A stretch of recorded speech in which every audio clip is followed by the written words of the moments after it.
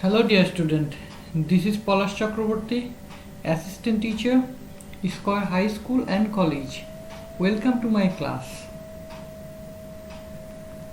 Subject Hindu Religion and Moral Education, Class 8, Chapter 8, Lesson 8 and 9.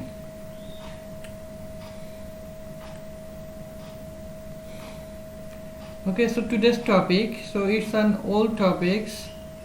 You know the picture. So we have already discussed some previous lesson of this chapter, Hindu religion and moral values. So now it is time to read another lesson of this chapter. So before starting, moral value is the standard to measure how the behavior of an individual or a nation will be towards another individual or society or nation. In case of individual or society or nation or even the world, examples are humanism, courage, justice, good company, restraint, non-violence, etc.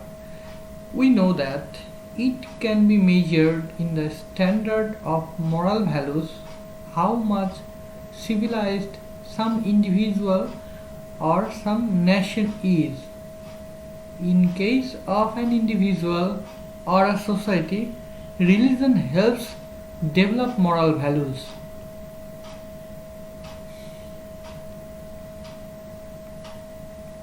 Lesson 8. Non-violence.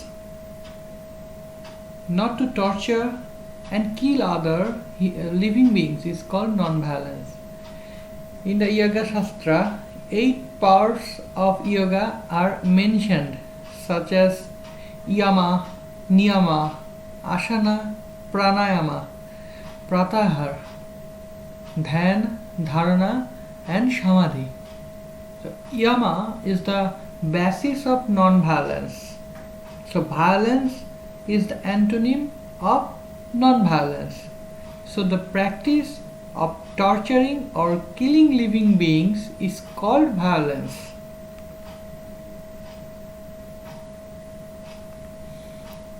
We want to get wealth, fame, power, goodwill, etc. We become violent to those who stand in the way of getting them. This behavior is immoral. Violence brings indiscipline in society. Many often, violence takes away life. So, violence is irreligion. The Manu Samhita says, one who doesn't become cruel, doesn't become violent, can win heaven. We learn more about non-violence from the Manu Samhita that one who is non-violent can succeed in all honest effort, including religious duties. Okay, so not only in the Manu Samhita, but in other books of Hinduism too, there are a lot of discussions on non-violence.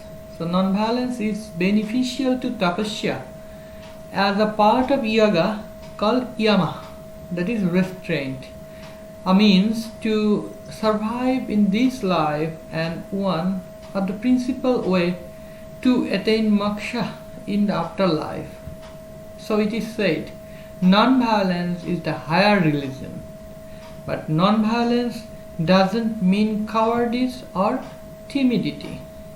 It doesn't mean indiscriminate forgiveness. The punishment of the criminal after doing trial will not be violence. You have to remember it. So now another lesson, lesson 9. The ways of developing values like justice, good company, restraint and non-violence in family, social and national life. So justice.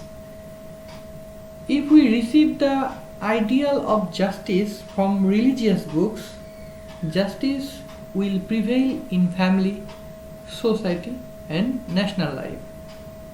Good company. If we avoid evil company and have good company, the values of good company will be established.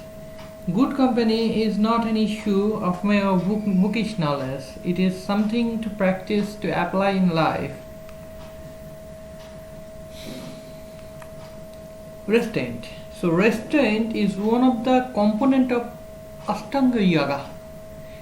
If all members of the family and the society behave with restraint, the values of restraint will be established.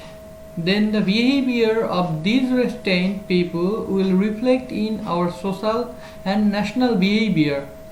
So the practice of restrained behavior is the way to establish the values of restraint. Now, non-violence. So non-violence is a component of Ashtanga Yoga also.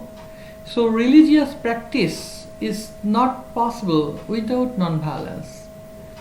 We will never show violence to any living beings. We will consider living beings as Brahma.